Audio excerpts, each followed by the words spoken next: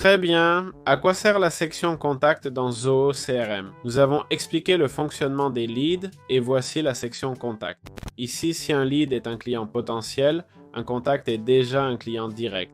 Il n'est plus potentiel, mais s'est transformé en vrai client. On retrouve la même interface que pour les leads avec les filtres qu'on peut enlever, divers filtres pour voir mes contacts, ceux de la semaine dernière, et l'option de créer un contact. On peut aussi l'importer ou importer une note. L'idéal serait de créer ou de prendre un lead, le sélectionner et le convertir en nouveau contact. Je ne sais pas si ça va marcher. Convertir. Voyons si je vais dans contact. Voilà, il apparaît. C'est la méthode optimale. Créer un contact de zéro, c'est peut-être que vous n'exploitez pas pleinement votre CRM. N'oubliez pas qu'il a plein d'intégrations pour planifier les prospects. Ok, c'est vrai que par le bouche à oreille, quelqu'un peut vous contacter directement et au lieu d'être un prospect, il devient directement client, tellement intéressé. Je ne dis pas que ça n'arrive pas, mais je vais vous montrer comment l'utiliser. L'interface est la même que pour créer un prospect. On mettrait le propriétaire qui serait le responsable de ce contact, c'est-à-dire qui gère ce contact.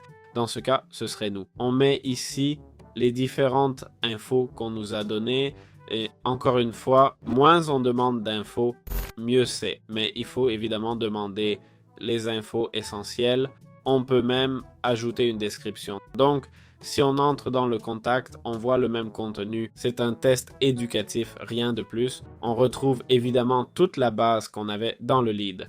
Encore une fois, avec presque la même interface. Envoyer un mail, avoir des options, pouvoir le supprimer, le cloner. Voici les infos qu'on a. Et on peut ajouter une note si on veut dire ce client s'intéresse à ceci ou cela. Si on veut faire une réunion, ce qui serait intéressant, on peut le faire.